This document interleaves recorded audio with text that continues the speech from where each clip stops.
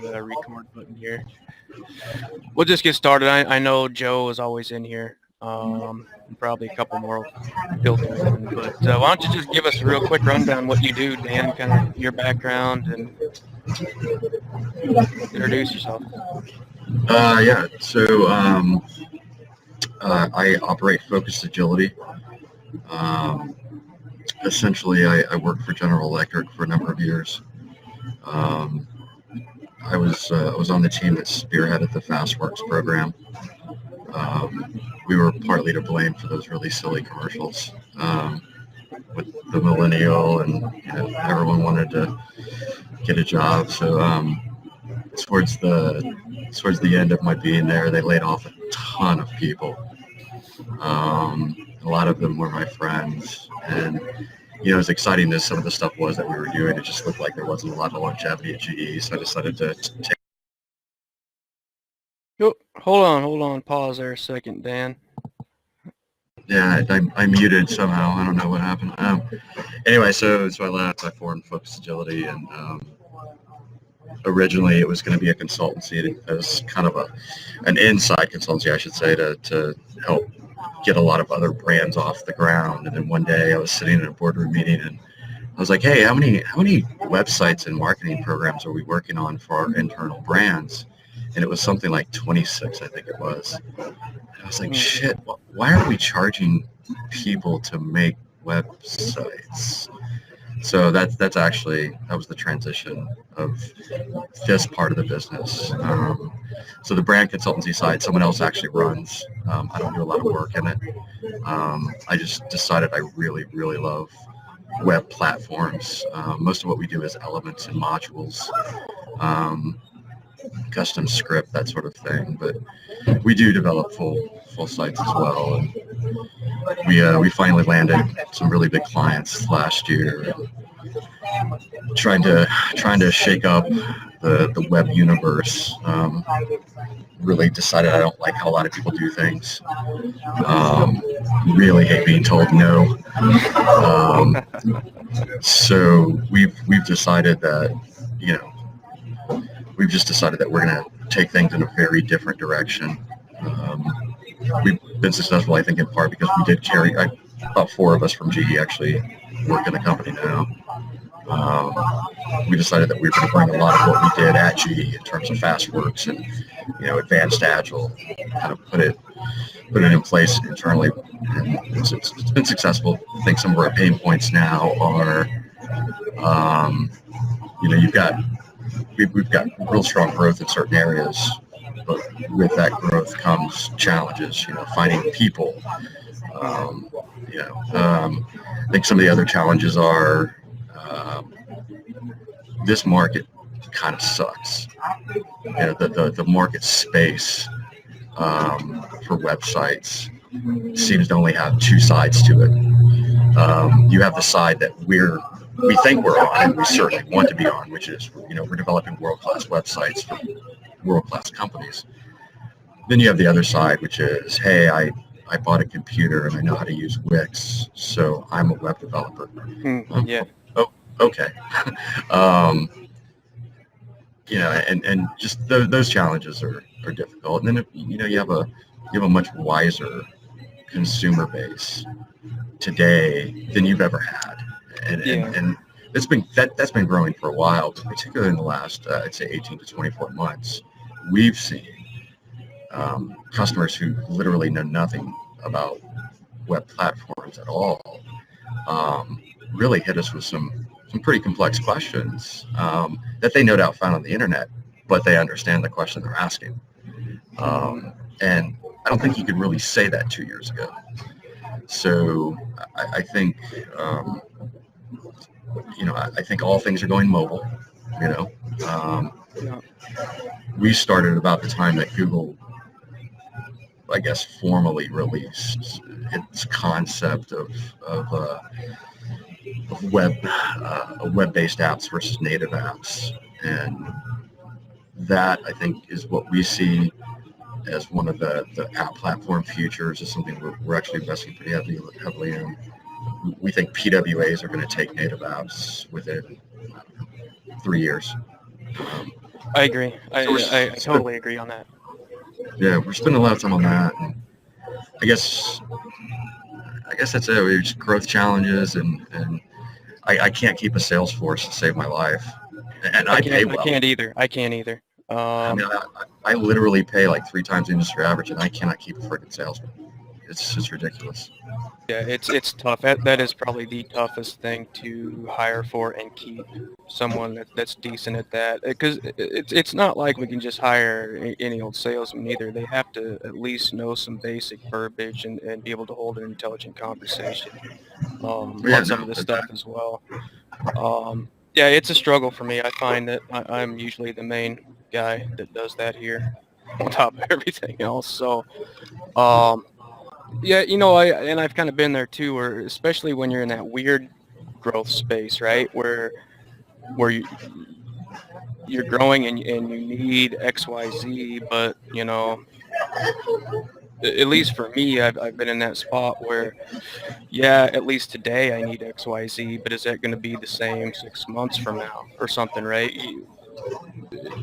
Until you get to that point where you're just balls out. You get those weird areas in that growth, and you just got to kind of make a leap out there. But Um, yeah, sales. I don't have any good advice on that for hiring a sales rep. I've tried many different things, and I don't know. I guess everybody else that's been in this business for a long time would say, well, you should just be getting all your business and referrals and stuff. That's not how it works. So that's I've heard that so many times, and I yeah, always know when I always know when I am or I'm not speaking to a legitimate company if they pull that out of their hat, because yeah. it's not it's absolutely not true. We get all of our business by referral. To me, means A, you're not getting any business, or B, you just don't care about growing your company anymore. Yeah, well, exactly. Yeah, we were lucky that we actually picked up we picked up a Sony Australia account for one of these new pop singers, and that is exactly the first, and I mean the first gig of any consequence, with a real money involved that we've gotten by referral. One, we picked up ABC Radio by ourselves. We picked up, Holly Homes by ourselves. Every job of consequence that we picked up, we've had to go out, hunt it and kill it and eat it ourselves. Um, the whole referral thing, it's just, yeah, it makes me laugh. Well, what we do here is, good Lord, somebody got loud on us. Anyway, what we kind of do here is a lot of what I guess we call white label development for other design and marketing agencies, where they have like a design team in the house, but they don't have the custom development jobs or something like that. That's probably 90% of our workload at the moment. I don't like that at all. I want to start getting more direct clients in here so that we're not beholden to these guys. And there's another challenge with that model where it's very hard for us to make recurring revenue streams off of them because they're the ones that have the clients and they're our client, and yeah, they're sending us multiple projects, but at the end of the day there's no actual recurring revenue. So that's what we're trying to maybe do some of our own applications. We just built a HIPAA forms SaaS platform along with a WordPress plugin interface so that like doctors, health clinics, dental clinics can actually do web forms from their website while staying HIPAA compliant, keeping it all protected and stuff. That's on a subscription model. I want to do some more stuff like that. And then, we do some direct subscription-based websites for smaller businesses, which is not a ton of money, but it's that every month recurring that I kind of like. Um, but I don't know. I really want to get out of this white label stuff, or at least switch the focus a lot. Just it's getting too frustrating for me here. I mean, it's paid the bills, but I don't like it anymore.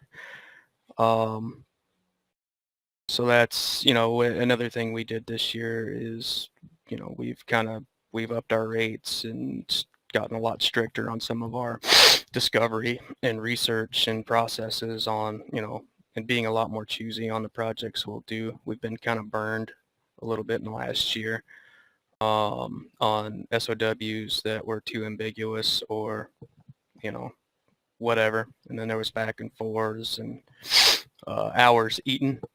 So that's kind of where our focus is right now. Just, I guess, trying to get out of that hole. Are you insured for those losses? Not for the hours eaten. We're not. So, yeah, I mean, basically what that's looked like for us was, we just did a big application over the summer for U.S. Bank, which should have made us a lot of money, and we actually lost money on it. SOWs actually got switched around on us. They tried cutting our hours in half on the damn thing until I caught it. I don't know. There's a little bit of burnout here too over that stuff. So I don't know. So anyway, Kendall, I don't know if you're working yet or not. I think he might still be having trouble. So anyway, Dan, I guess, what can you come up with for a goal, I guess, for the next week? Is there any short-term goal you can do to try to alleviate that pain point? Your pain point is our pain point to alleviate, by the way, so I don't know what you're going to do in the next week for that.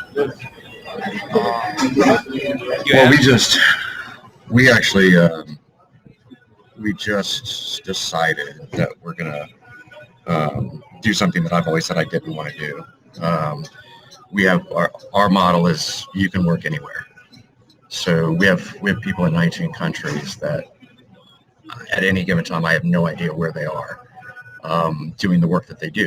I just don't need to know. I just need to know that the work's getting done. Right. But it's looking more and more like we're going to need an actual physical brick and mortar headquarters. So that's what my mind is wrapped around right now. So for the next, I would say, couple months, that's going to be one of my larger focuses, and really that's the problem. The problem is that at this point, I should not be working so much in my business. I should be working more on my business. Exactly. Same with me. That is my main goal this year, actually. Yeah. I mean, I should not personally be spending this much time worrying about details of a headquarters. It's a building. It needs to look pretty, needs to serve a function, and really that's it. So I am looking for a mini me. I mean, that's what I've said. My goal needs to be by May 1st is to have a mini me. And the funny thing about that is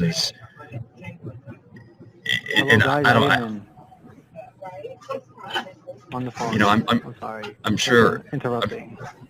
Oh, no problem. I'm sure a lot of people can relate to this, but I'm type A. I want it done my way. I want it done correctly. I believe that the voice of the customer is literally everything. And my mini-me needs to be roughly the same in terms of thought. The problem is someone like that doesn't want a job under me. They want my job, and that's fine. So the people that I've spoken to so far are literally, they could be me if they wanted to. And I thought that's what I wanted. So I think one of the things that I'm going to do is actually reach out to a headhunter, explain my pain points, and because this is what they do for a living, headhunters are designed to find people in executive roles. I was shocked to learn how much it costs. It is a ridiculous amount of money. They take a large, well, depending on who you go with and how they're structured, but a lot of them will take a large portion of what you're paying, especially we have one here that I've done work with as a freelancer in the past called Creative Circle, and there's another one, Cyber Coder and stuff like that. To me, they're glorified temp agencies because those guys, at least for the interim, work for that company, and they take about half of what you pay, and then pay that employee the other half. Now there's other deals out there, true headhunters, where they're going to get a flat fee or something. But I don't know. I think with what you're looking for, though, if you don't have a pathway to equity or partnership or something, it's going to be hard to attract and retain those kinds of people. Because those kinds of people, like you said, are always, their eye is always on some sort of ownership of something somewhere, especially if they're capable, Well, the company that we're actually going to go with is called Corn, spelled with a K. They're actually, I think I've heard of them. Yeah, I mean they're one of the largest in the world, and we had like 5 seconds on the phone, not literally, but it was a very brief call. And one of the things I liked about them is we write a check for 25 grand. They spend X amount of time on it, and that's the fiscal structure. We don't have to pay There's nothing after that. No. And that's not bad. I mean, it's a lot of money, I guess, in the grand scheme of things. But as long as they're not as long as they're not saying your employee works for us or you're going to pay us X percent of his salary or some shit like that, that's the way to go. One of the recommendations, and I wasn't on this call, but one of the recommendations that was made was, the person that you look to fill this role, you just say, look, we want a year of your life, and that's it. And after that, maybe we find you something else, maybe we don't. But that was actually a little bit attractive to me in a sense, but in another sense, it might literally take them a year to develop the acumen inside the company to even know what the hell they're doing. Yeah, I don't know, man. That May 1st is aggressive for finding that type of a person, but maybe. What I guess from my experience, what I found is I'm not so concerned about their skill set. What I'm concerned with is can they solve their own problems and can they can they just go do stuff that's even out of their comfort zone and without me kind of holding their hand, because that's what I run into too much, where I've got to hold somebody's hand throughout everything. But if they can go and solve a problem, what I really like is when I ask somebody to do something, and instead of asking me how to do it, they just go figure it out. Ask Google or something, Stack Overflow. That shows me that even though you don't know the answer, which big deal if you don't, you know how to find it and then how to figure it out. I don't know. That's a big thing for me. But, yeah, I don't know. It's tough. Staffing is tough. But you're right. People in our spot should not be spending day to day doing work. I should not be technically doing as much development as I do. I should be running this business, growing the business. That's and I guess one of the other things that has caught up to us is compliance, basically. When we were just developing websites, really weren't a lot of compliance challenges. And unless the client came and they're like, hey, we need a Section 408 compliance site or something like that, right? Like, I mean like large scale compliance. I mean, we literally took a job. I did not see it before we signed off on it, but we signed off on it. We accepted it, and we actually have to go through the process for CE, which is basically the entire European Union's compliance standard. I mean, if you flip over your mouse and look at it, you'll probably see a CE logo. It's compliance, but now CE has extended just from like hard products, like tangibles, to software and platforms. I actually just saw something about that last night. I think Europe is, boy, I hope we don't go that way. Well, I mean, thankfully, there's that we're aware of. We have no American code base issue or Canadian or South American, what have you. But for certain types of apps that are going to be that run on certain types of hardware in the European Union, you have to go through certain compliance, and it's costly. I mean, it is very, very costly, and you have to hire a third party to validate it and all this crap, And so, we're generally pretty darn good at our set of 22% margin. We're literally negative on this job because the portfolio manager that signed off on it just didn't know what he didn't know, right? And I mean, I'm very familiar with CE because we had to deal with it at GE all the time, but I've never dealt with it in a software realm, right? This is actually pretty new. It just started last year. So, I mean, tightening up on compliance is going to be a challenge. I mean, it would have been a great job had we bid it appropriately. I suspect we got the job because we didn't bid it appropriately. Yeah. That's tough when you bid it wrong and then you eat your ass. Like I said, that's been an issue for us a couple times this year, where some of that has been our fault and some of that has been the client's fault. Some of that has been us not controlling the client as well as we should and being too apt to say, okay, we'll eat it. And then they just start to expect it. Yeah. But, I bet you all in all, we've probably lost $50,000 worth of hours in the last year. Overage hours for projects that should have made us a lot of money. Yeah. Live and learn. Now, I will say this. After our first year, I did insure against large loss. So if we, for some reason, take, and their version of large loss is 70K, right? So if we take a 70K loss, we have to justify it. We get that back. And the insurance really isn't terribly expensive. You can get that loss down lower, but your insurance goes up. We've had to use it twice, and so I can say it's worth it. So yeah, what's that costing you a month or whatever? I got to be honest, I'd be lying if I spit a number out to you. We pay our umbrella insurance once a year. I mean, is that part of your liability insurance? Yes, it is. We have one policy, right? So.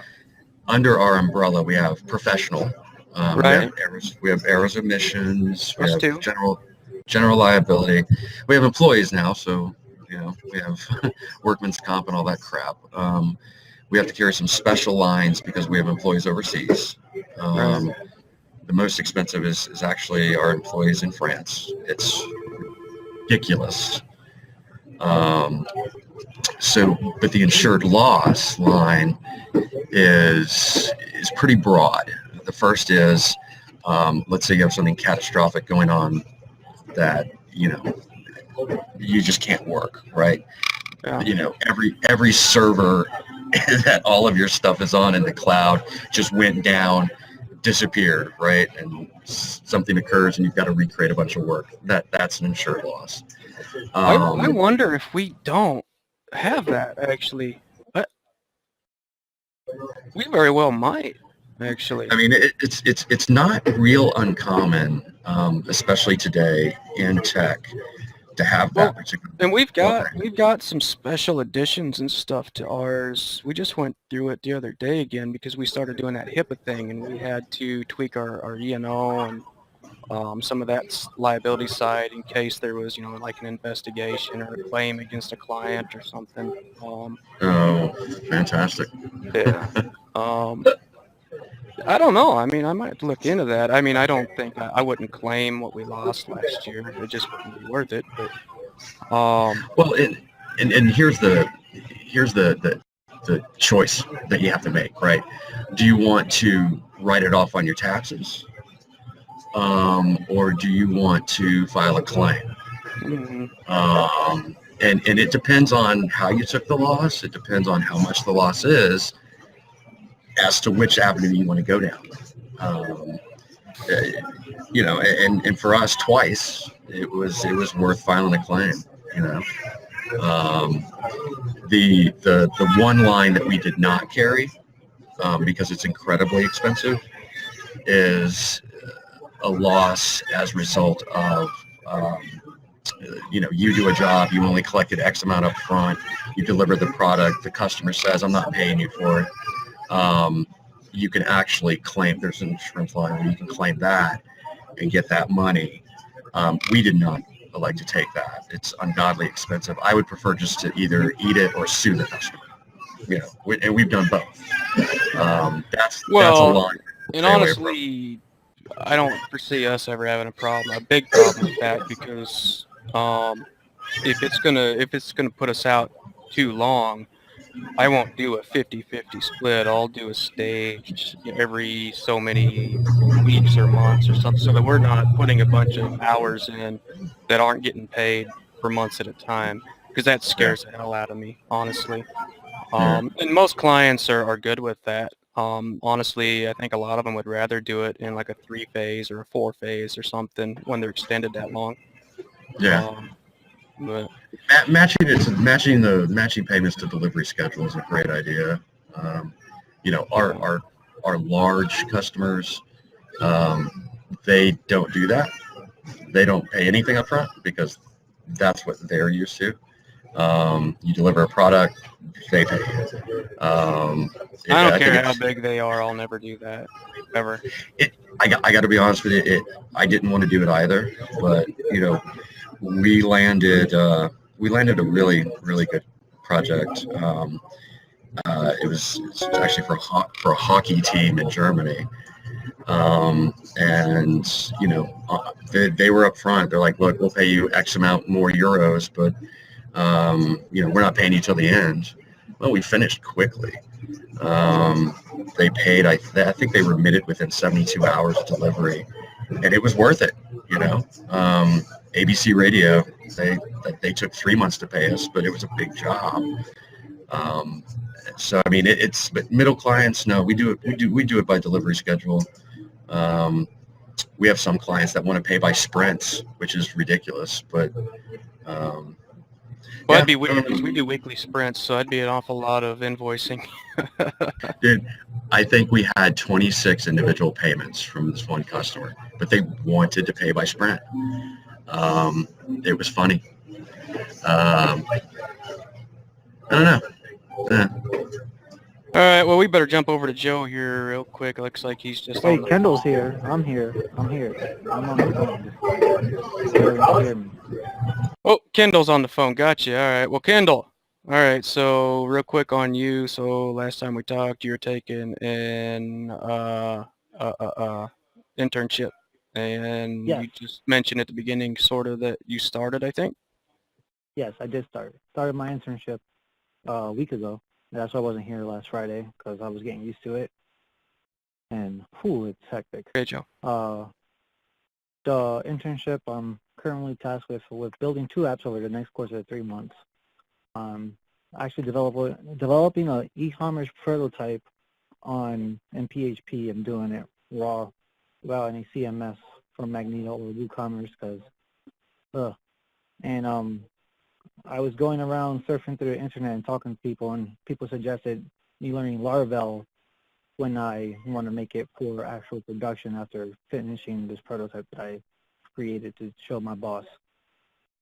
I wanted to get some feedback on if that's a good plan for the future because I did some research into Laravel and they already have an e-commerce add-on and build on top of it. and just got finished learning the Stripe API last night. Well, so Laravel, it depends what you want to do and what you're comfortable with, I guess, and what the project is. So Laravel is a PHP framework, right? It's designed to kind of give you some basic classes and database wrappers and stuff, and then you're kind of off to go build whatever you want. Now, I built my own kind of bare bones framework slash CMS a few years ago. We actually did a production uh, app on it this last year because we didn't need a full-on WordPress or something like that bloated. We needed something really lightweight. And it's fine if you're real comfortable with actual development. Yeah, I'm comfortable with actual development because one, this is where I like to learn and take my skills to the next level because I'm not just a designer. I'm an actual, Right. I'm into the code and I like to write my own stuff. But I guess as far as e-commerce goes, and I've tried lots of them. You know, I'm coming from the old Joomla days. I've tried a handful of e-commerce options there. Um, you know, I really like the idea of a Node.js e-com platform, but I haven't found a big enough project to put that on yet.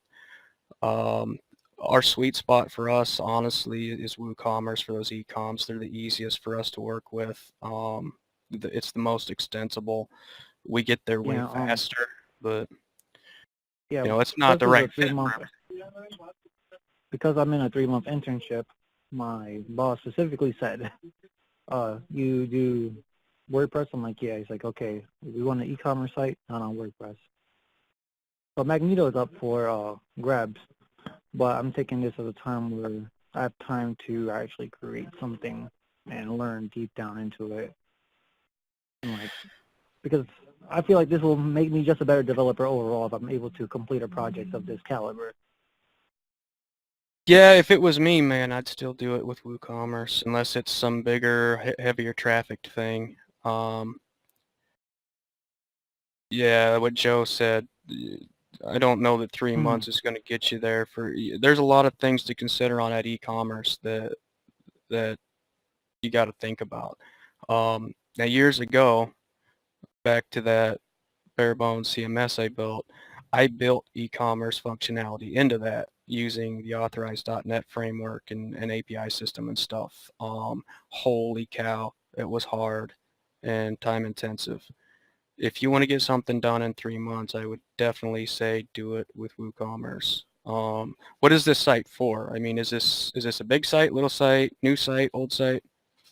Brand new site for a small repair shop here in Queens, New York. Okay, yeah. I honestly, dude, I would highly recommend you go with WooCommerce. Why not Magento? Magento's fine, I guess. I don't like it as much. It's a, Oh, really? For me, WooCommerce, I get there faster. I just do. I'm not saying one's better than the other. It's just for me personally, at least. I don't know. Maybe it's just because I know it more in depth. I know the hooks. I know that stuff more than I know Magento. But I've seen sites that are so beautiful and so complex that in a million years you would know that they're WooCommerce, but they are. You can do an awful lot with Woo. I learned e-commerce from somebody who was like a Magento god, and that's just what I know. You know, mm-hmm. I haven't worked on an e-commerce site in a couple of years because I just don't do that anymore. But that's actually all we use inside. But some of the cooler ones that I've seen have been WooCommerce, and I look at them and I'm like, what? This is WooCommerce, really? This is beautiful. You know. It's the thing I like about WooCommerce and WordPress in general is it's really easy to extend and override and make it your own. You know, we're just at the end, towards the end of a WooCommerce build right now that has a ton of custom functionality. super custom functionality, and it's a to do that in another platform, I'm thinking would have been a lot longer. Um, but again, that's what we know, right? I really haven't done any big projects in Magento that matter. So I was on the flip side. I mean, there was a time when I thought WordPress was stupid and I was all about Joomla if I had to use a CMS, right? No, Right? those. No, exactly. Yeah. Yeah, exactly. I got to be honest. It's more fun. It is more fun to mark up in WordPress. It is easier for custom markup in WordPress. Of all the CMSs, if you're looking for really, really cool, fun, speed, WordPress is still the winning CMS. And I don't know. I don't know what changes that really. I don't see Well, it happening. for me, where WordPress falls apart and WooCommerce especially is if it's a large, heavy traffic e-com site with a lot of products. There's inefficiencies in WordPress and WooCommerce where every time you do a hook, every time you pull the site title or any of those things, the way that's designed, that's another query. And every time you do another query, you're adding load time. Now there's ways to get around some of that by just pulling the meta and then pulling all of your fields out of the meta. That'll help because you're doing one query. Even though it's a little bit bigger query, it's way faster than doing 100 queries, right? But at the end of the day, it's still got inefficiencies, and so I would be much more apt to look at a Node.js based platform for that, where we've got the you know uh, asynchronous stuff going on and offloading some of that load time over to the browser side where it's super minimal, right? You never notice it, but that stuff adds up on the server side. And using something other than a MySQL style database, something more like NoSQL or uh, MongoDB or something like that. But for most projects, WooCommerce would be my go-to. But like I said, if it's a big, heavy traffic site, I mean, if I was running Walmart.com, no fucking way would I build WooCommerce, right? Which, by the way, Walmart is a huge contributor and pioneer on the Node.js stuff because that's how they run theirs. Oh, Their app is a PWA now. Is it? Yeah, it's pretty sweet. And Kindle is a PWA now, and Amazon is thinking about going to a PWA, which won't work. Well, I mean, if it can work, they'll figure it out. But I mean, geez, you talk about scale.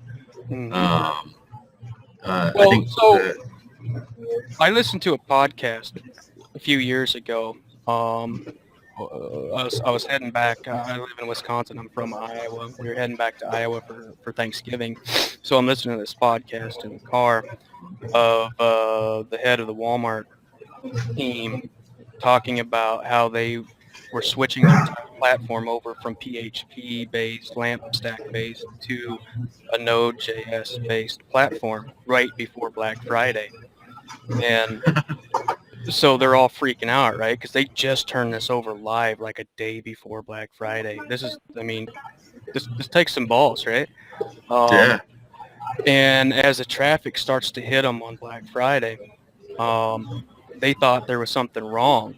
They thought they had a bug or an error somewhere because what they were used to as far as their loads on their servers and stuff, after they moved to this new Node platform, it was barely touching the needle. And so they thought something was wrong and they were scrambling trying to figure out, well, it was just that much more efficient to do it on a Node.js sort of platform than it was using that traditional LAMP stack stuff. Um, so to me, that stuff's the future. It's just way more efficient and faster and easier. Yeah. I mean, so that's where I see would go back to what you were saying. You don't foresee what would change that WordPress thing anytime soon. That's what will change it. WordPress Yeah, is a but big community though, and they very well may at some point see the light too, and they may very well may be a Node.js version of WordPress at some point. Yeah. Well, and you know, the thing that WordPress has going for them, and they've always had this going for them, and I'm not really distinguishing between .com, .org. I'm just talking about, the powers that be within the WordPress community. It's community based, right? It's a whole lot of minds contributing to a CMS that truly has made a difference in lives. You know, it's not saying marketplaces or business in lives. I mean, WordPress has done amazing things as a CMS, and I think that I don't think that the people within WordPress have the dodo bird mindset. I don't think they're going to go, find themselves extinct. They'll adapt, and maybe that's changing Node. Maybe I don't know what it looks like. Well, But I think you're seeing a step in the right direction though, because with this thing, they're going to a React-based, setup there. That's a step towards that type of a platform. Um, so yeah, I don't foresee them going anywhere. I don't foresee them just falling apart like Joomla did. But who knows? yeah, and we still operate within Joomla because we have to. There are some, 15-year-old platforms that customers don't want to get away from, particularly in manufacturing, for instance. So we actually have one guy that literally, I mean, we make fun of him because he does nothing but that. Yeah. And he's literally not busy half the time. But there are big manufacturing customers that you have to have those chops. Um, you know, I don't know. I still think we haven't seen the CMS of the future. And I know that's oxymoronic, but I think we're on the cusp of seeing a CMS come along that is going to be truly inventive. I think the future of how we interface electronically is all OPC UA. Um, you have to have OPC UA for the Internet of Things. Um, that was my last project at GE was trying to figure out how we could more friendly to developers that were working on, the electronic home of the future, and all these things. I think, however, there's not an open framework CMS where you can utilize OPC UA, and I think that's the next step. I'd keep an eye on Amazon for that, actually. They're really putting the chips into that stuff. Amazon's putting their hand into a lot of stuff right now anyway, but they acquired Cloud9. I don't know if you know what that is. Yeah, they took my precious development, basically my precious development place. But we use Amazon AWS for everything that we do here. Do you? Yeah, dude, you can do so much stuff with that. There's a learning curve to it, and it's not like, I always cringe when these guys are like, well, I host with freaking whatever crappy goddamn hosting there is. But, but I mean, we've done everything. We've set up our own VPS in Amazon using cPanel and WPGM. By the way, that is freaking hard. We use an RDS database. We use the hell out of S3 buckets for stuff. We do some desktop applications here, and we use S3 buckets as our versioning for the auto updates on that stuff. The ability to load balance and scale and do all of that real-time stuff based on loads. You could build a hell of a scalable site really easily with them once you know what you're doing. But yeah, Sweet. I really, really like AWS. I just kind of wish it didn't cost so damn much. But I'm still stuck with Rackspace. To make a comment back to Joe, if he had to hire a custom developer to change the platform, you're kind of screwing him. And I'm like, thinking about it, that's why I was quiet for a while. I'm like, that is right. I could be screwing him, right? But then again, I don't know if this internship may continue or go.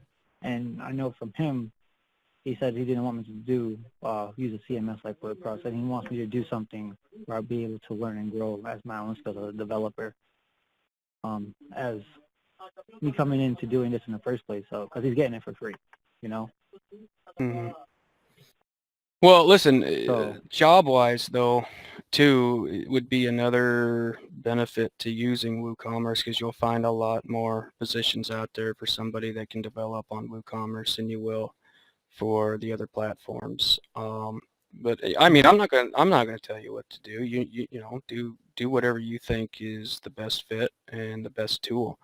Um, you know, I'm not somebody that's going to tell you that you have to use Node or you have to use PHP or ASP. Whatever tool, whatever thing fits where you're at and what is the best for the project. That's what matters at the end of the day. So, you know, I don't know that you can also fall into the trap of just being WordPress too, right? If that's all you right, do because that's what everybody does, that you're just another WordPress guy. To yeah, where and that's knowing, where honestly I don't want to be is just in WordPress because I went to school and learned how to do all this OOP and object-oriented programming, and I'm like, I'm not going to sit down and just develop on WordPress. well, You but know, at I'm the going end to of the go day, out. you still need that for WordPress. I mean, the stuff we do with WordPress is all custom. It's honestly, Right. we use WordPress way more as a framework than we do a CMS at this point, honestly. Um, Hmm. we use Interesting it to think more about like it. we would use Laravel. Everything we do, good. Whether it's in a theme or we create a custom plugin for that functionality or whatever, nothing we do with WordPress anymore is stock. Very, very, very little. Even all the plugins we use is pretty much our own theme setup, our own everything. And even our theme setup is way different than what most people would be using. But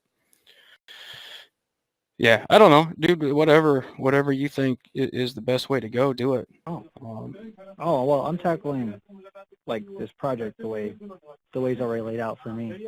And I have a prototype that I built raw, and just to get my feet wet with understanding how Stripe works with the payment gateway. mhm. And that was a fun 4 hours of understanding how that works and Yeah, like I researching. said, I built one for authorize.net years ago for subscription-based things, and yeah, that was. I don't want to say it was hard. It was just there was a lot of stuff going on with it, but I would never want to Yeah. do it again. I really would. I mean, like the way my mentor says that if I could build this and it works out well, I'll be able to take this exact platform that I created to any other small shop that's like his and sell it to them. Well, Yeah, that's like maybe. his hope for me But yeah, at I this mean point. there is a market for people that can work with a Laravel framework. Symfony's another big one. I've played around with Symfony a little bit. I've never really had a need to do a production project on it, I guess. But you know, at the end of the day, all of those things, all of those frameworks are just the point of it is giving you some basic classes, methods, database wrappers, to get the redundancies out of the way. It's no different than a video game developer using an engine like Unity or Unreal or something, where a lot of the tedious stuff that you always got to wire up is just already there. Um, and then it's just a matter of knowing the methods to use, right? Um, it's the underlying thing is if it's a LAMP-based framework or CMS, if you know PHP and MySQL and object-oriented programming and MVC layouts, you can do anything you want. Hell, you can build your own version of it. Um, you know, that's really what matters. It doesn't really matter what framework you're in. That's an issue I have sometimes with some of these like people looking for developers and stuff, when they list out, well, you got to know Symfony or you got to know Laravel or something like that. Well, and then you go into the interview and you go, well, I don't really care about your platform or your framework. I know PHP and I know MySQL. So there's not really much you're going to do there that I can't Yeah, do. it was very, I was talking to a friend of mine from the UK in one of these online communities I'm in, this PHP specific community I'm in. And he messaged me on the side. We're just chatting, and he asked me what projects I'm working on. I told him about it, like how I'm writing this e-commerce prototype and just pure PHP, me writing it, learning all the different PHP functionalities that comes along with this, and what I will need to know before I rebuild it the proper way, right? Or like, what is the proper way? Because I never built something like this properly, quote unquote properly. And he was like, well, you should. He suggested me to use Laravel. And as soon as went to laravel.com and saw how it looks, I'm like, wait a second, I've done all of this with my C# ASP.NET framework when it was generated for me by itself. You know exactly what this looks like, but it doesn't seem different to me. It's not. Listen, the theory is the same. It doesn't matter if it's LampStack, if it's ASP.NET, if it's Node. It doesn't matter if it's Python, whatever. A framework is just a framework. It's just getting the busy work, redundancy crap already done for you so you can hit the ground and build stuff. You don't have to build your own database wrapper. You don't have to build your classes out. It's just there. All of the basic things. The user login registration, I believe, is already built into Symfony and Laravel. I've always explained that as it's and this oversimplifies it, but I've always explained it like it's a little bit like having your short code structure built out for you. Now all you have to do is plug stuff in. I mean, it saves time. That's the purpose of all of those. Mm-hmm. And I also don't understand when somebody says or writes, you need to know this, and this, and we're going to have you work in the back end. Or you need to know this, and this, and we're going to have you work in the front end. And I'm looking at all the acronyms that they're throwing out, and I think to myself, well, that really has nothing to do with the front end. That has really nothing to do with the back end. I think one of the problems is, and I think some of this goes back to the saturated market, the first half of it, which is I have a computer, I know how to use Wix, now I'm a designer. Well, the other half of that's the customer. The customer thinks, oh, well, we have a website and this is how it's done. And I happen to know that, there was X, Y, and Z acronym that was utilized by the guy who designed it. So now we're going to ask for somebody to come in and design it based on those acronyms. I have a really good story on that. A few years ago, I was back when I was doing some of that freelance crap with that headhunter company. I got sent to interview with a really, really big global company. Huge complex, right? Lots of money in this company. I really didn't know what I was going there to talk about. So I just kind of went in there blind, right? They were looking for a developer that could do X, Y, or Z. I sit down with the project lead, and I want to say about half a dozen developers. Mind you, every one of these guys is pulling at least 6 figures at this job. We start to talk about what they want to do. Well, they had this web app. It was as a hearing aid company, a big hearing aid company. They had this web app that was basically a hearing aid or a hearing test that you could do online. And they ran me through it all. And it looked great. It looked really nice. It worked and functioned well. It was quick and snappy. I didn't see anything wrong with it. If I was going to sit down and build it myself, I would probably hope to build it that well. And so I said, okay, so what do I need to do if I come in here? They said, well, basically what happened was there was one developer that worked at this company that knew what the hell he was doing and built everything and then quit. And then the rest of these guys sat there and went, what do we do now?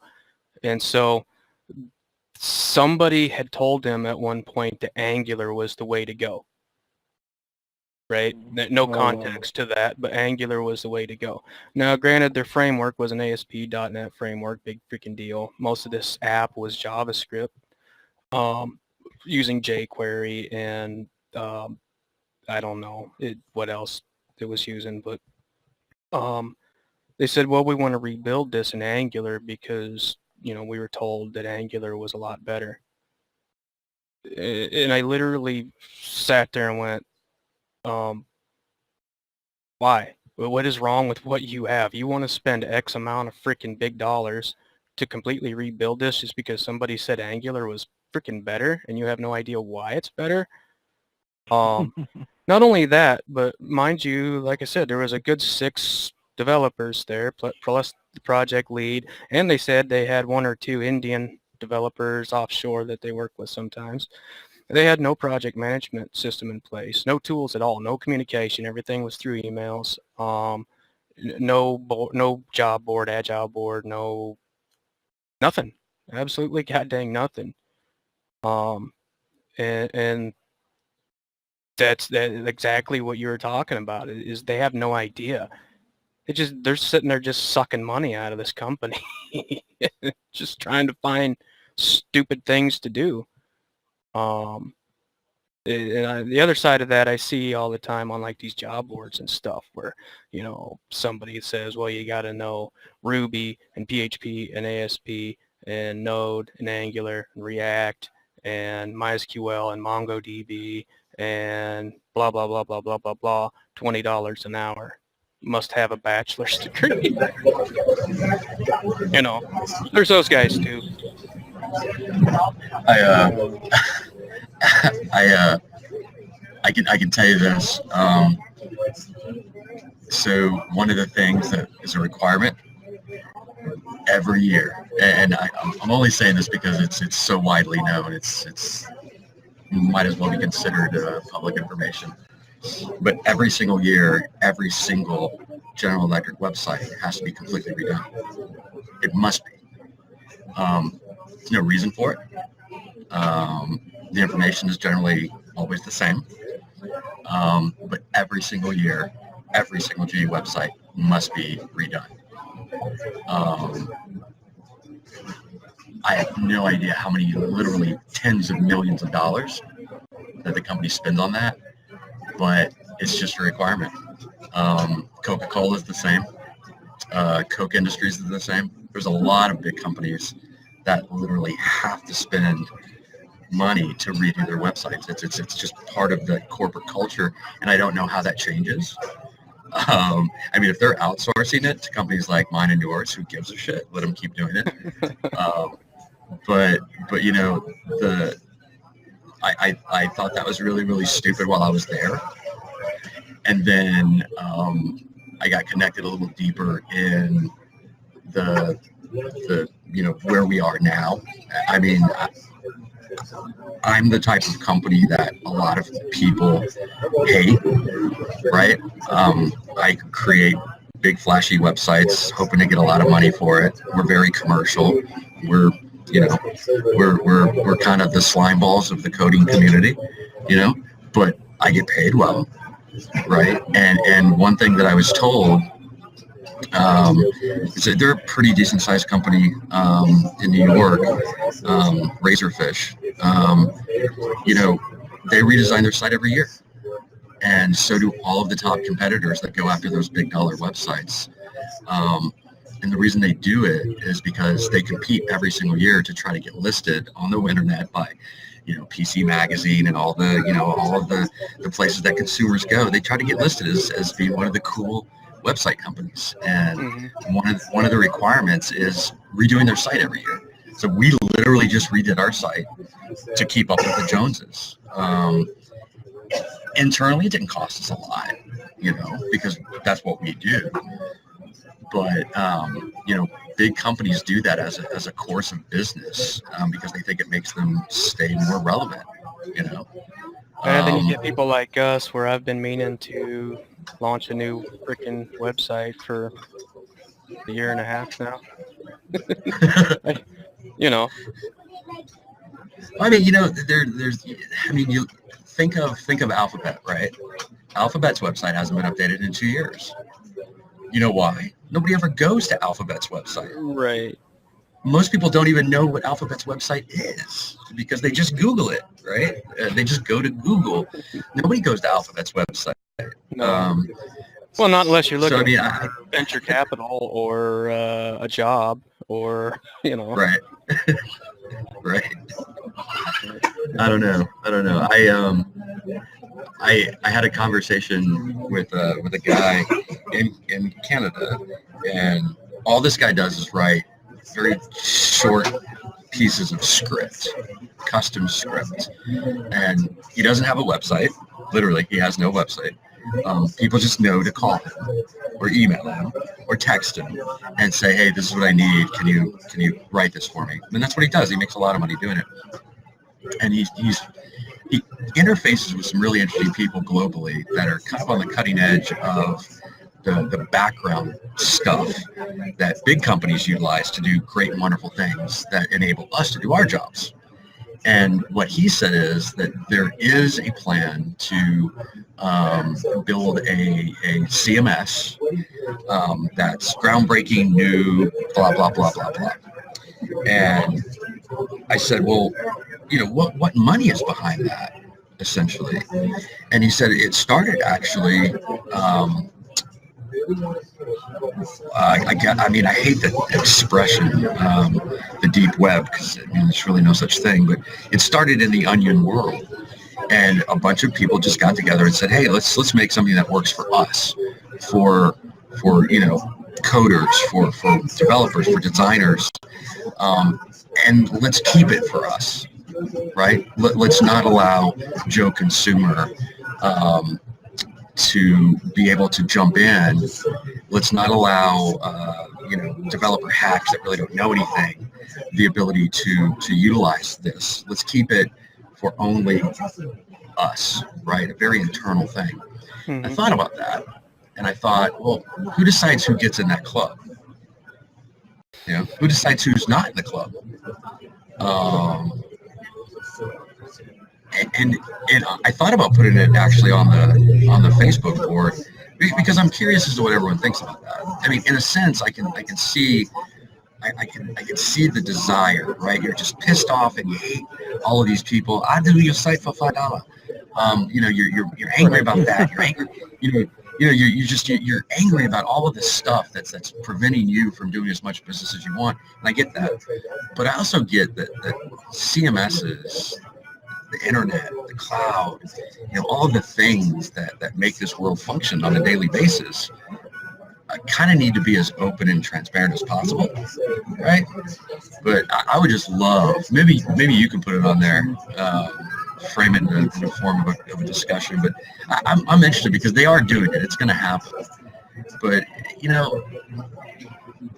I wonder inevitably if that or something like that doesn't happen in the internet.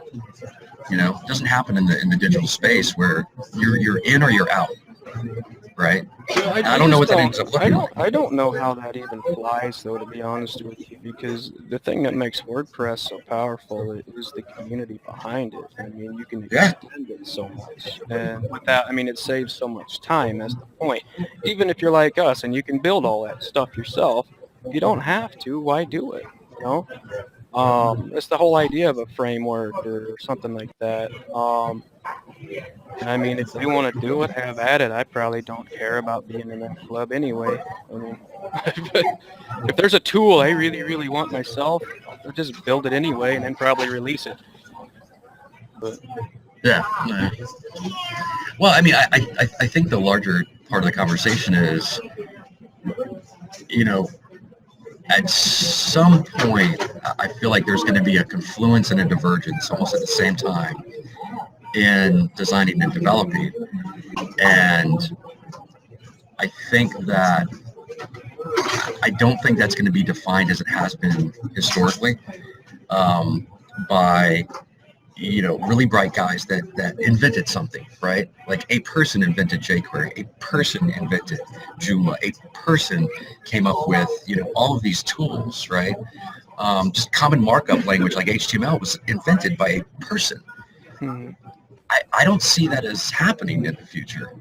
I actually think that systems, platforms, language, right, in an AI sense, will be coming up with what's next.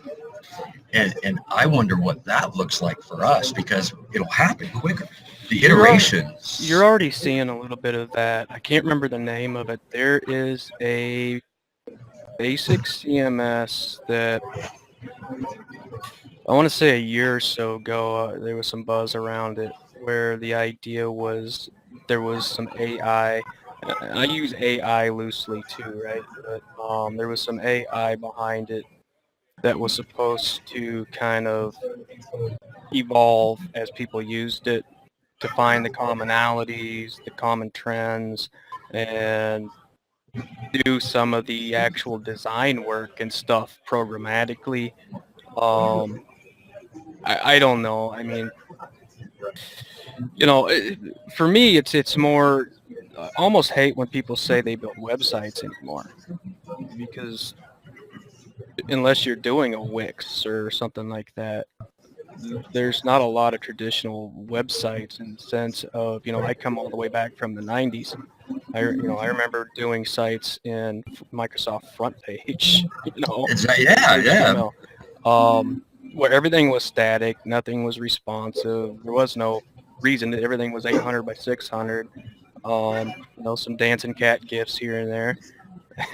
And that's not what we build anymore. I mean, everything's dynamic, everything's updatable, there's a lot of functionality that goes into under the hood. Everything's database driven now.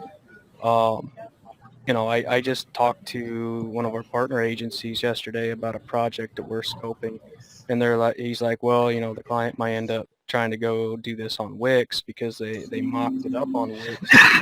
And what they want to do is like lots of database, custom filtering, custom searching, select this and then that and then this, and then you get this, that, and that. Integrations with login protection stuff. I'm like, I don't know how in the hell they're going to ever try to do that on Wix, but God bless them if they want to try, I guess.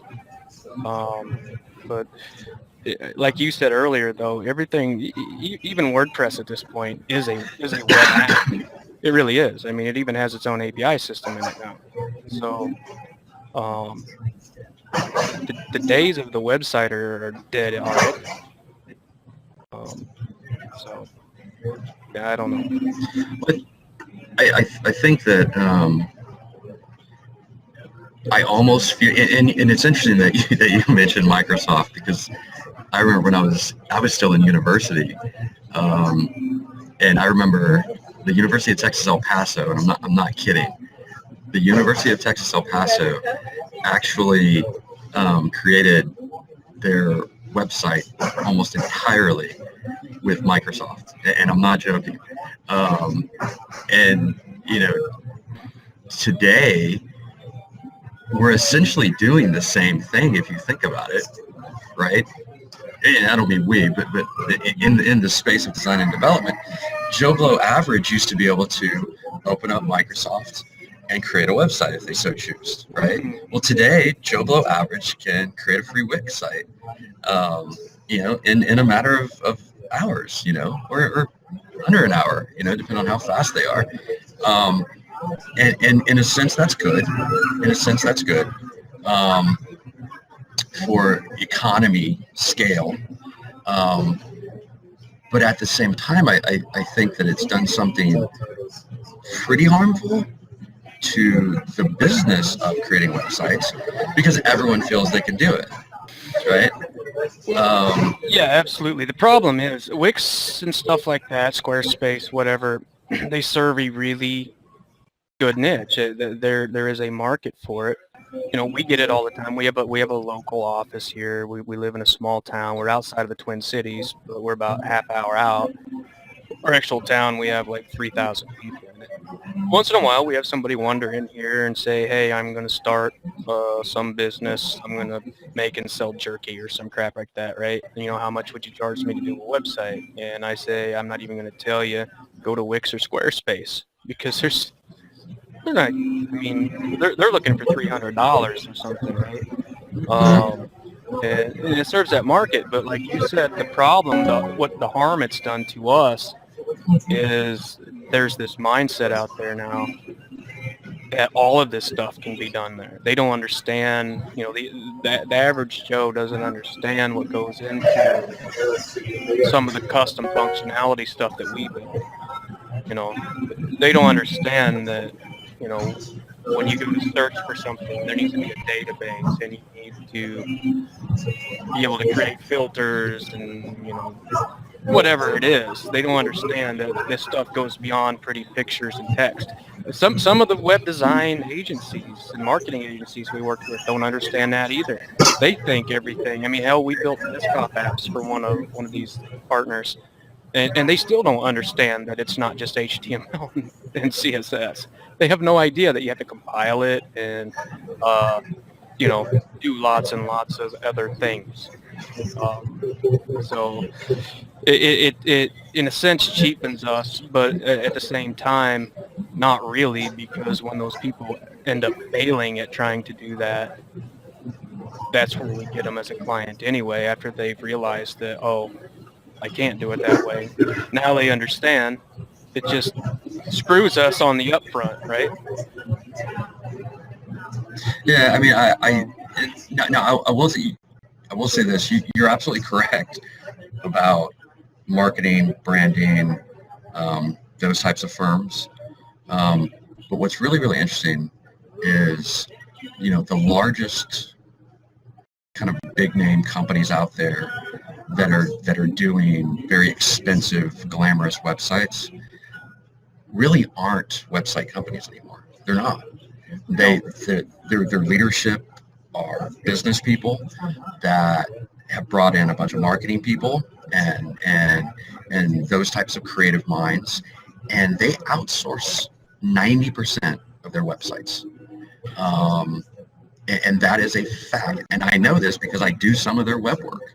Same here. Honestly, that's when I started this agency, I left a full-time development job for a startup project to start this, because I saw that opportunity there with these large marketing firms and design agencies, when I realized that they did all outsource that stuff.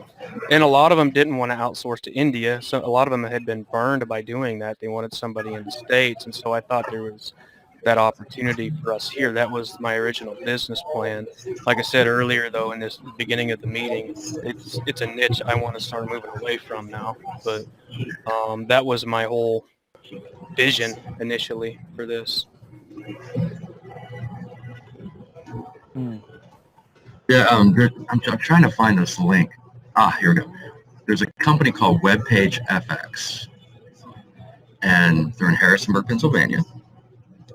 They've actually got a pretty doggone nice website, I think. Guys, I'm going to have to get off the call and whatnot for right now. Okay. I'm currently at my site. But it was nice chatting with everybody. Just want to interject saying that my goal for next week is to continue doing my own Laravel research and learning how to build this e-commerce site onto it, and sticking through with my conviction going through with this project, and hopefully learn a lot. And I'll come back with like a weekly update to let y'all know that I'm progressing so far. Sounds good. All right. Appreciate it, Kendall. Good luck. Sweet. All right. Thank you. Bye. So I just put the link for this company. I've not done any work with them. We had a conflict of interest. But there's one small part on their website where it talks about acquisitions, and the reason that this company does so much, that's them. The reason this company does so much work, and they really do a lot of work, is because they'll find a company that has 3 to 10 employees that does a lot of websites, does good work, does it quickly, has reasonable rates, and they'll literally, I guess, put them under contract. They don't acquire them; they put them under contract and say, "Look, you can't market to anyone else. You can't be a company anymore. You're just going to do websites for us." And that's literally how this company, WebPageFX, works. Um, and when we first got to be a significant enough size company where we were doing big work, I checked them out and had long conversations about their model, and that's all they do. They don't have a single person at their Harrisonburg location that actually creates websites. It's all done across the country, and even in other countries by other companies. And by utilizing that model, they've actually grown fairly significantly. But that's what they do. That's it. So you're saying that if you partner with these guys, you're not partnering with them per se. You're becoming a captive development company for them? Basically, yeah. That's exactly their model, and it's worked well for them. And they're not the only ones doing it. A lot of the larger companies are doing exactly that. But yeah, I mean, thankfully I don't work with those guys because we had a pretty significant conflict of interest. But yeah, I mean that's what we've learned. I mean, if you pull up, Google the top websites, right, for 2018. You'll find basically the same list from a number of different places. Some are paid, some are not paid, and all of the top companies on that list are essentially marketing firms that hire out website development. And I mean, I know this for a fact because I worked for a couple of them. But I mean, that's kind of the new model, and it is what it is. I mean, I'm not going to do that, but really, what it boils down to is everybody wants to be a consultant, right? Because that's basically it's a big money model, and that's why you're seeing that. It goes back to why I started this. Everybody wants to be a consultant. They don't want to actually do the work. They just want to go line up the deals and then line up the people to do it, and then take their money off the top and go do it again. That's half of the people we work with already are basically consultants, right? Glorified sales reps. They don't know anything about what goes into development or design or anything. But I don't know. It's also, like I said, it's a dead end model if you want to grow your agency, though, if you rely on that type of work. So I think the real downside I see with it, and the reason I'll never do it, is I think there's an impediment to the customer relationship, and that's where we've always seen ourselves as successful. Is we have terrific relationships with our customers, but the other thing is you lose QA/QC. I think that you also prevent learning. Right? mm-hmm. You can't be a world-class web company if you're not keeping up with what it means to be a world-class web company, which means advances in hardware, advances in software, advances in middleware, advances in coding. And I think that if you're going to be able to represent yourself as a world-class web company and you're not doing the work and you're not keeping up, you're not learning, I kind of see you failing. And a couple of those large companies have gone that path. Kroll was a huge company 10 years ago. No one even knows who they are now, So yeah, I mean, we don't mind white labeling, but I see that as a difference with a distinction. So. Well, I guess I should back that out. I shouldn't be so down on it. It's not that I don't want to do it at all anymore. I just want to do it differently, and I want to switch our focus a little bit to some other sorts of models. I mean, it's at the end of the day, I think that's always going to be our bread and butter, because that is the low-hanging fruit out there for us. But for us to actually grow and build actual value to this company, we've got to get our own products out there, our own plugins, our own subscription model things. Because I really hate being beholden to half a dozen other companies. And it doesn't mean we're going to stop doing it anytime soon, but Hey, Joe, I think what we're talking about on that web page FX is they build sites for clients, not for agencies. It's just they outsource everything. But like if us Code Monkeys decided that we were going to partner with this company, instead of doing it traditionally like we do with these other agencies where we just contract with them, we basically get locked in and get told that we only do websites for WebPage FX. We become a de facto employee company of them. And I guess it would be a breach of contract or something if we wanted to go build a site for somebody else. Right? Is that the way I understand that, Dan? Yeah, Yeah. basically.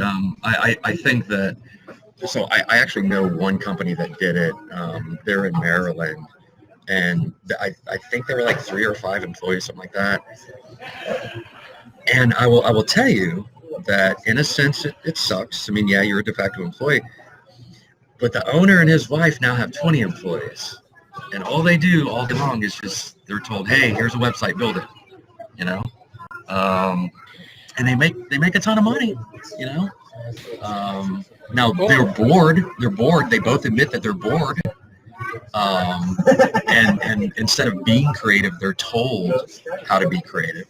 And I get how that could be challenging to live with, but they're making a ton of money. I mean, you know, um, the problem I have is none of the work is WebPage FX's work. None of it. None of it's their work. And I don't like that model. I want to be able to represent to my clients that, hey, we did this. We're proud of this. Our name's on it.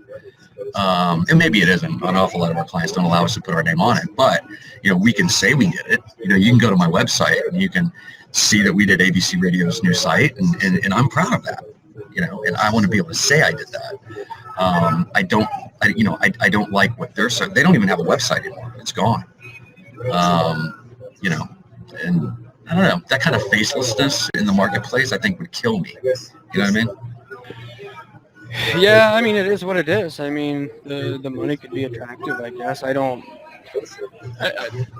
get too angry sometimes when I don't get to have my way. You know what I mean? I Yeah. don't like being told what to do all the time. Um, but hey, Joe, we got to get out of here pretty quick. But if you want to just run through what you've done this week and then what you're going to do next week, um, why don't you type it out or something?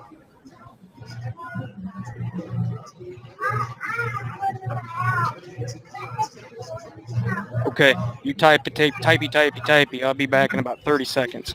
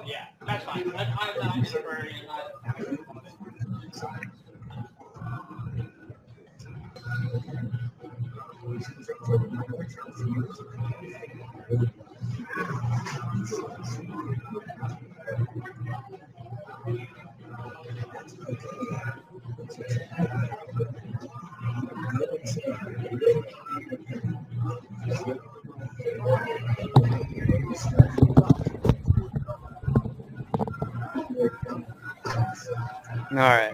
My favorite restaurant is right there in Minneapolis, St. Paul. Oh yeah, which one?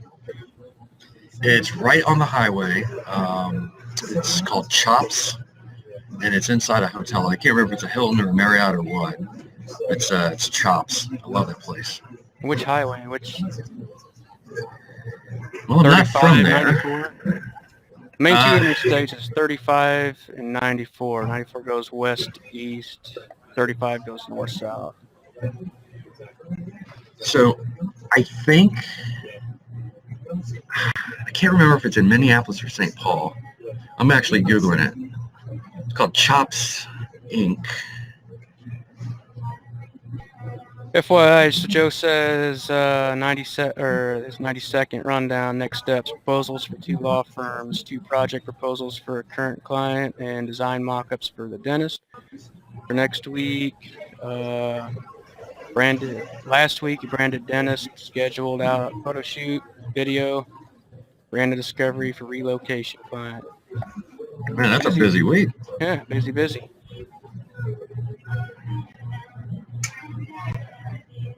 I mean, those are all good problems to have. Yeah. Good job, Joe. Hell yeah.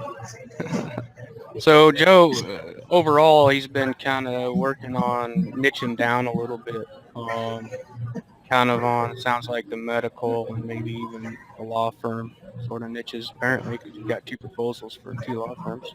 But, Lost, lost sites are really changing. There's a national company that partly took the model of LegalZoom, but that it went in the direction of actually giving legal advice. And I visited their website about a month ago because I just learned about it, and it was one of the coolest sites I had ever seen. we've done I won't say quite a few. We've done several lawyer sites. We're currently scoping. I think we're going to build some custom functionality for a site we built a year ago, which actually this place has multiple firms underneath of it. It's not really just a small law firm, but kind of an ask an attorney sort of thing, and then the ability to get specific documents for specific states and legal areas and stuff. That's a good niche. There's usually a budget there. They can be a little cantankerous to work with at times, but it's not a bad niche for web design. Right. Yeah, no, I'm excited to see how innovative web is transforming a lot of industries, and I feel like every day we get a little bit closer to something amazing happening in this industry. I don't know what it is, but I feel like we're getting really close to something truly groundbreaking, where we can say that the digital space, as important as it already is, right, is even more important because of something that's going to happen. I just don't know what, but I keep looking. Well, yeah, dude, what I keep looking for is a convergence. You know what I mean? Taking all of these things that are coming together now. The web, Right.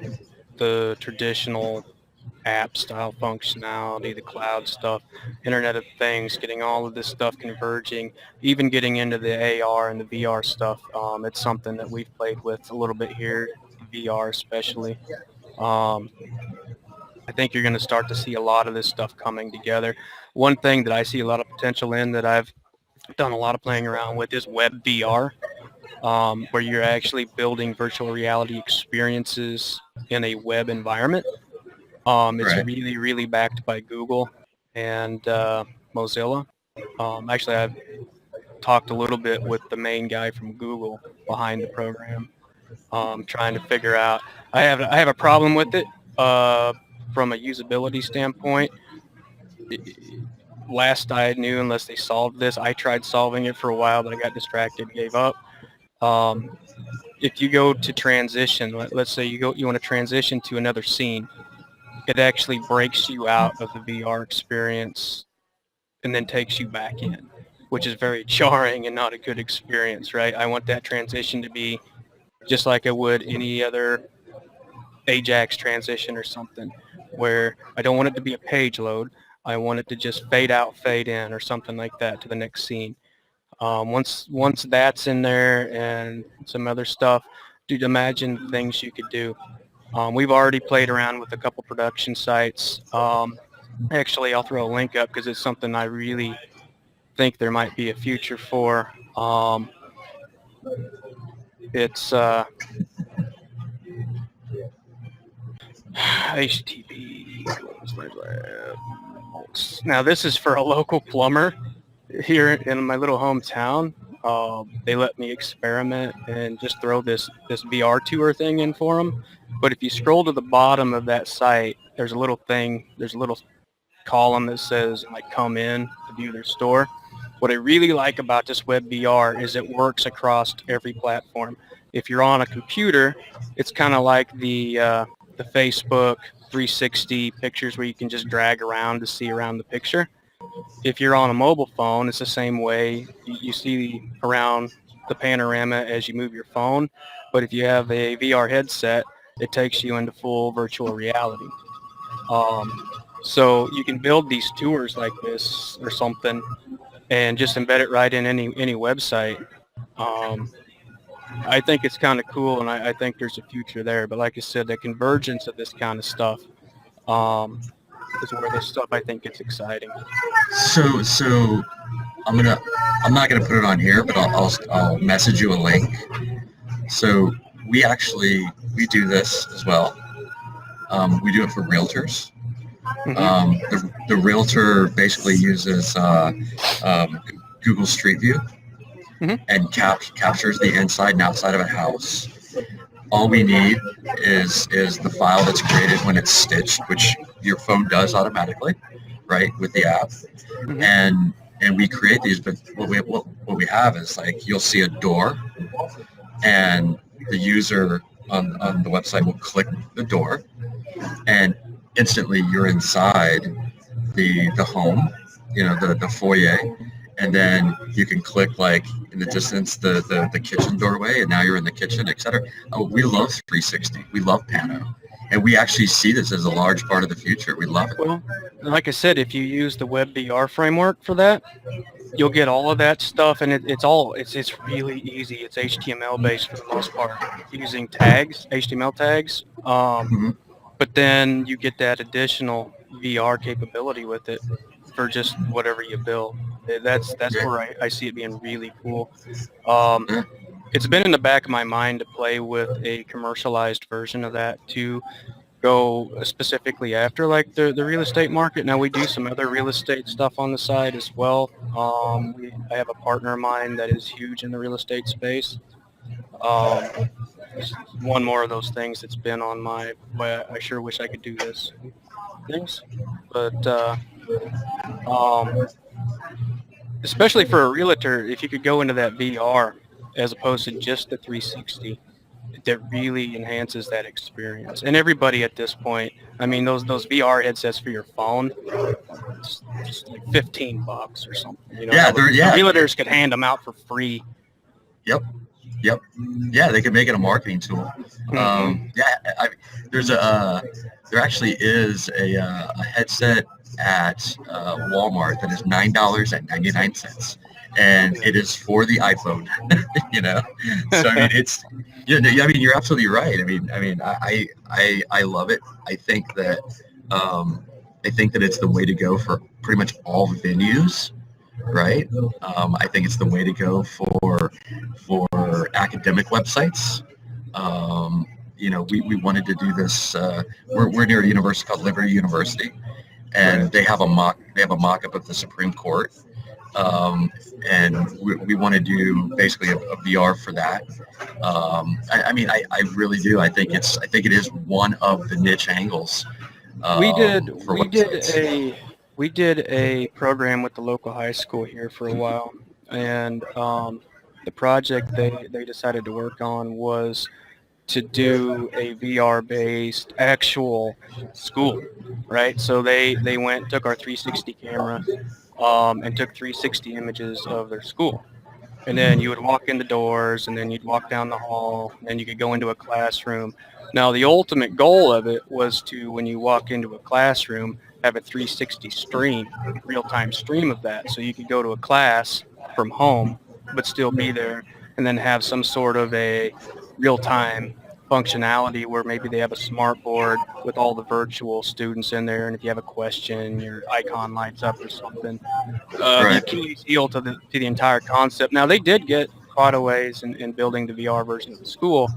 Bandwidth is a big problem because you can't serve two 4K video streams simultaneously over the internet. even if you have very, very good internet. It's not realistic. So my idea on that was to, because you can superimpose a 2D video element into that 360 panorama into your classroom or whatever it is, and so you could have a 2D video stream of the teacher talking, and then do it in a traditional video stream that would not kill your bandwidth. Sure, it wouldn't look super realistic, but it would still do what you want to do. You'd still have that real-time class interaction. And then the idea was you would have like a HUD, a heads-up display thing, or like almost like a video game. Like down at the bottom, you could open a tool set, and you could have your notes, and you could have, your homework, and you could have all your stuff organized there in your VR environment and all that stuff. It's a cool concept. I'm sure somebody's actually going to build it someday. That's where this stuff gets cool, and the AR stuff especially. Not just the VR, but the AR. If you've seen like the HoloLens and what they're doing with that, and there's a company out in Israel doing some really cool stuff with it. That's where the real use case is. VR is always going to be kind of gimmicky. AR, there's going to be real use cases for that.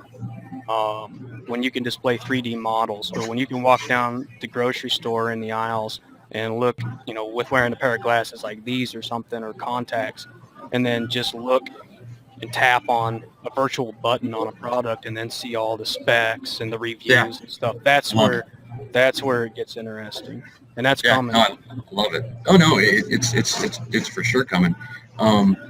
Google, I don't know where they're at with it right now, but Google, it was this big thing. Came up with the camera contact lens, right? And there were FDA issues, there were some patent challenges, and I think they're still working on it, but it's far from commercially available, right? So a kid in China, in Shanghai, and he didn't steal anything, right? This isn't a case where, China stole intellectual property. This kid just said, hey, I'm going to do that. And so this kid in China created a contact lens with a 35 millimeter equivalent camera in it, right? That, depending upon how you blink your eye or whatever, I actually don't know how it works, takes a picture, right? And your smart device with an app on it essentially gets this PNG, JPEG, RAW, whatever, and you just took a picture, right? With your eye. His next challenge, he said, was he wanted to be able to gather information other than just, a visual data set, right? So let's say, I'm looking at your screen right now, and I can see that you've got, some sticky notes. I can't read the company, but you've got some sticky notes there. So his next challenge is to, capture this image like I'm looking on the screen, but there would be essentially environmental information. Like you have some cleanser bottle that's sitting on a desk behind you. So his ultimate goal would be, hey, this is what's in the image. This bottle, this company, this product, this whatever, right?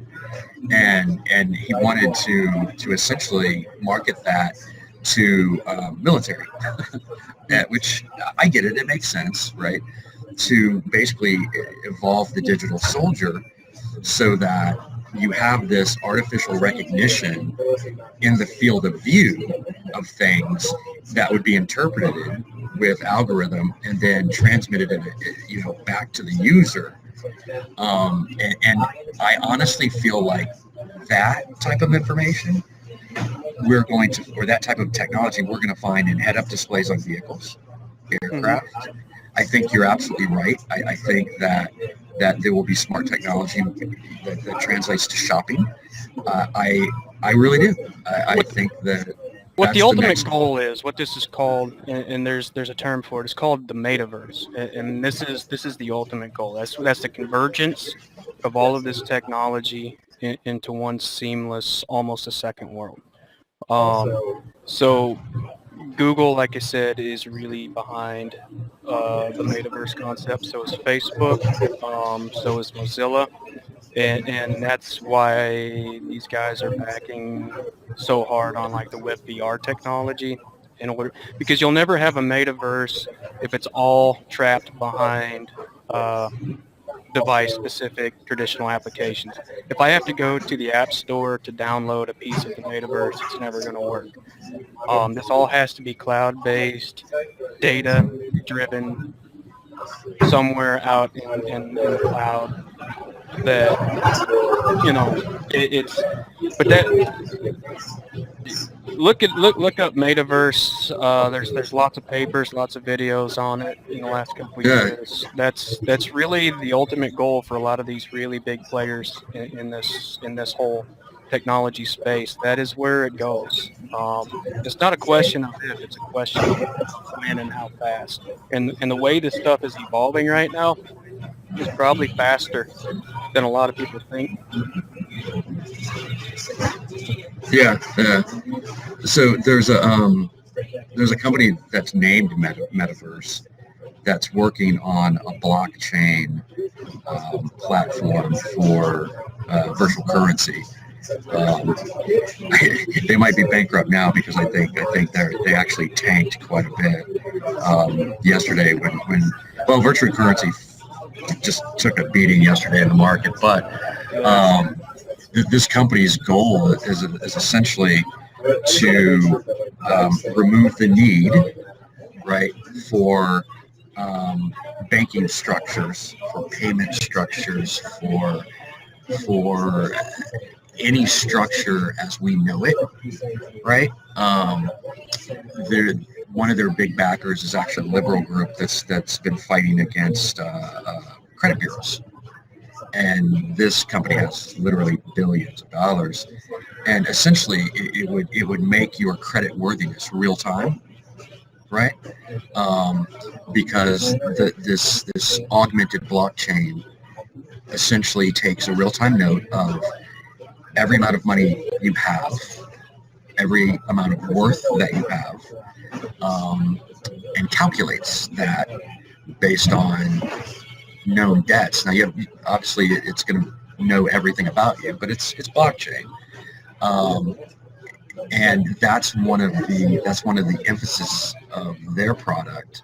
And I'm pretty excited about that. I actually don't like credit bureaus either, but God, there's just some amazing stuff going on. Yeah, well, and that's another piece, that the blockchain thing. Now, what Ethereum brought to the table, right, is the ability to stuff additional data into that blockchain, not just financial transactions and stuff. But that's, if you think about it, I don't know if you watch Silicon Valley or not. I love it. I Yeah, love yeah, that yeah. show. Come on.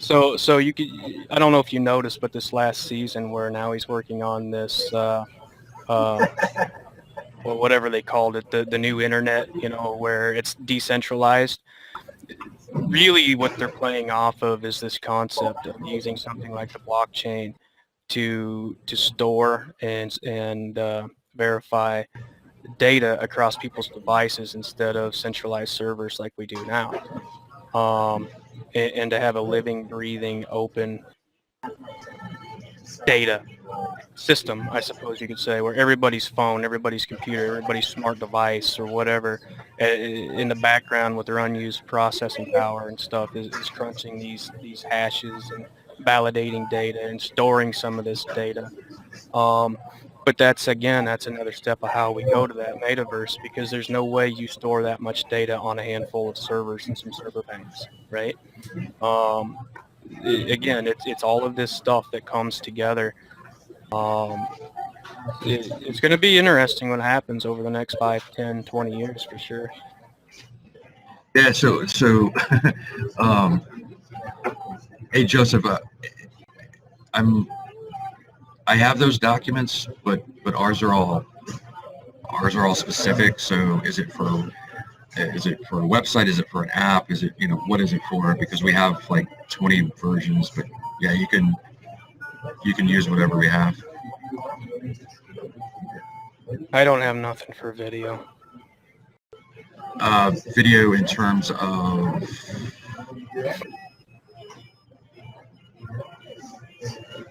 You're just looking for an addendum to an SOW? Is that the idea here, Joe? Yeah. Okay. No problem. Type out an email and I'll ask someone from the office to send it to you. FYI, we released a proposal plug into WordPress a week ago. Yeah, we were using Citrix share file for a while for all of our digital contracting because all of our contracts are digital. And then I realized how easy it was just to do it yourself and realized that we were paying a ton of money to Citrix for really no reason. Yeah. What product do you have? Here, I'll just show you what we built. It's just something that I wanted to build just to make ours easier because we were still editing like docs and stuff like that, and then uploading it to CudaSign, and it was just pissing me off, killing time. And I ended up releasing it. So basically, if you can see my screen, this is just it's a WordPress dashboard backend tool you can just use.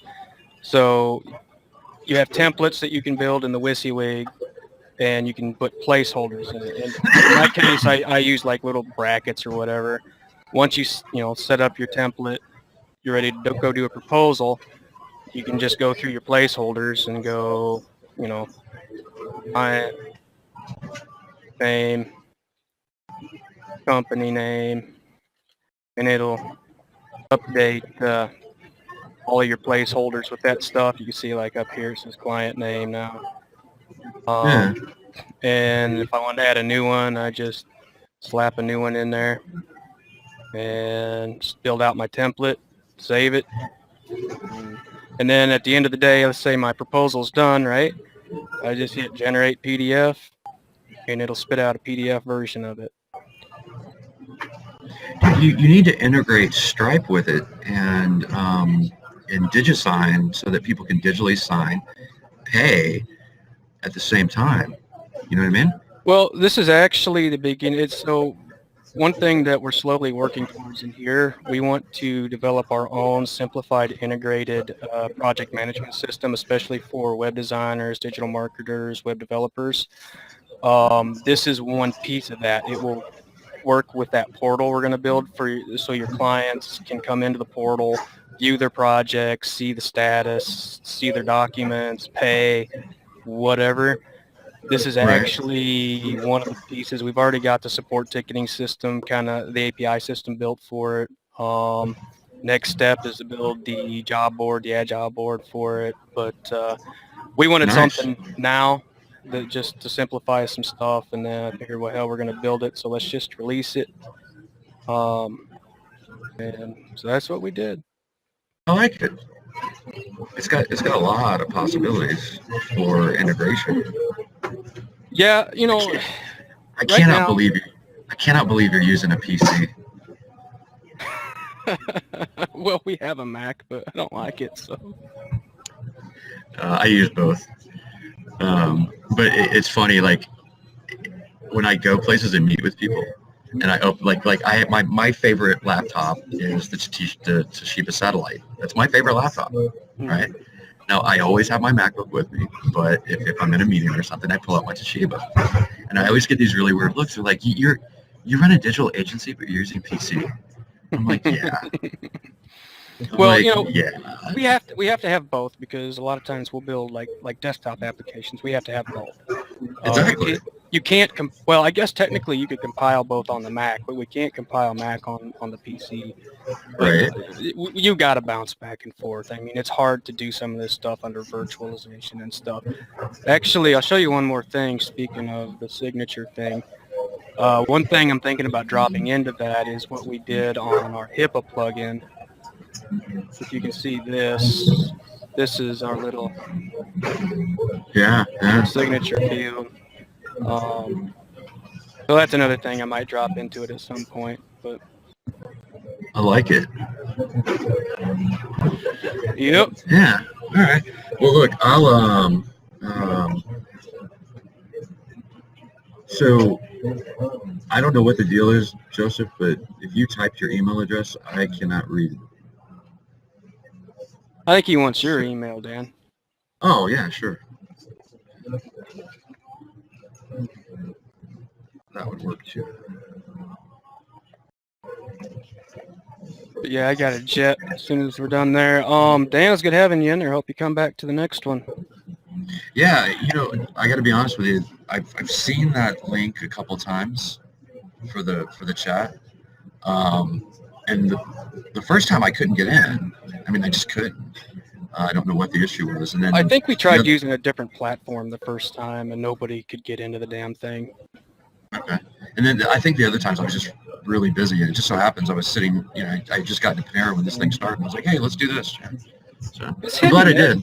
It's hit and miss on attendance too. I mean, last week I think we had 6 people just in the video side, and a few of them in chat. Of course, I didn't give much of a heads up this week either. I did it like as I was starting it. So, I'm curious. I'm curious to see what you're able to accomplish with the Facebook page. I mean, it obviously clearly has a very different feel from all of the other ones, which was clearly one of your points,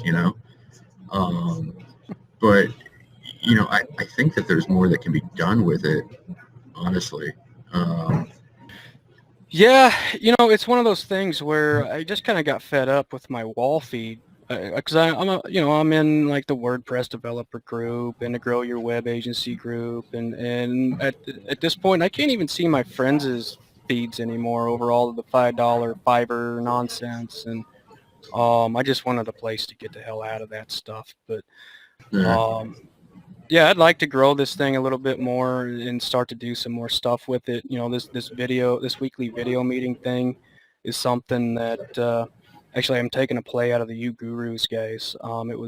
We considered maybe doing that a while back, but the only thing that really interested me was this type of a thing, sitting there talking to your other people that run agencies or other developers, and holding each other kind of accountable on stuff. But yeah, I don't know. We'll see. I'm really under the gun on some stuff right now. I haven't had time to dedicate to this like I want to. We've got about half a dozen projects that are lingering that I got to get the hell out of here. But yeah, I want to start focusing on it a little bit more. And man, if you have any ideas or suggestions what to do with it, by all means, shoot them out. I'm really interested in getting people's perspective on emerging technologies. I mean, this conversation I've really enjoyed because we've talked about what things look like and what the landscape is going to look like. And for me, running an agency, that's what's important. I need to know that stuff, and I need to, I need to consider everyone else's opinion on it. And I mean, for me, that's valuable. So yeah. Well, and it's something I'm into. I mean, I did a meetup here, I don't know, 6 months ago now or so on the Metaverse. I did a presentation on it just because I think it's really, really where we're going. But yeah, I'm into that kind of stuff pretty big. So. Well, the best people I know in this industry are those who eat, sleep, and breathe it. You know what I mean? Actual nerds are the people that are truly successful in this. And so you have to enjoy that kind of stuff. That's what I've seen in the industry. Yep. All right, guys. Man. Well, I enjoyed it, and we'll talk to you later. Yep. Sounds good. We'll see you later, Dan. See you, Joe. Okay. Have a good week. Bye, guys.